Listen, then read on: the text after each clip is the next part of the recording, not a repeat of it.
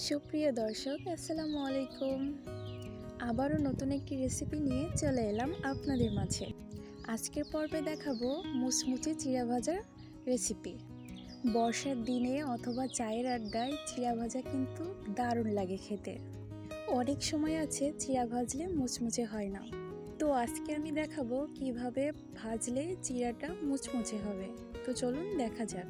প্রথমে আমি চুলায় একটা কড়াই বসিয়ে দিয়েছি। কড়াইটা গরম হলে দিয়ে দিচ্ছি সরিষার তেল।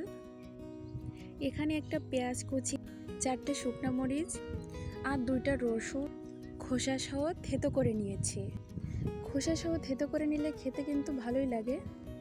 সরিষার তেলের কিন্তু একটাই সমস্যা, ভেতরে কিছু দিলে আর কিছু দেখা যায় না। চিড়াটা আমি আগে থেকে নুন, হলুদ এবং 2 চা চামচ পানি দিয়ে মেখে 5 মিনিট রেখে দিয়েছিলাম। এখানে আমি 200 গ্রামের মতো চিড়া নিয়েছি।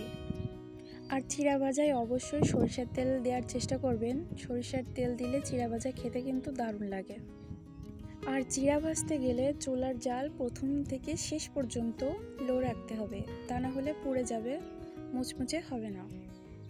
এবং অনবরত নেড়ে যেতে হবে, না নাড়লে কি হবে, নিচ থেকে পুড়ে যেতে পারে। আগে থেকে চিড়া মাখার জন্য পানিটা খুবই অল্প পরিমাণ ব্যবহার করবেন। বেশি দিলে কি হবে, চিড়াটা বেশি নরম হয়ে যাবে, তখন মুচমুচে হবে না। চিড়া ভাজতে একটু সময় লাগবে, সময় নিয়ে ভাজলে মুচমুচে হবে।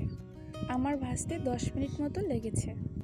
চিড়া ভাজাটা যখন হয়ে আসবে তখন আপনারা এমনিতেই বুঝতে পারবেন চিড়াটা ভাজতে গেলে, নাড়তে গেলে অনেকটা হালকা লাগবে।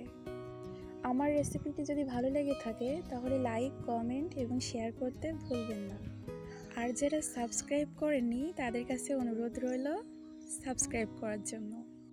কথা বলতে বলতে আমার চিড়া ভাজিটাও হয়ে গেছে, দেখুন কতটা মুচমুচে হয়েছে। এভাবে হাতের তালু দিয়ে চাপ দিলে চিড়াটা ভেঙে যাবে।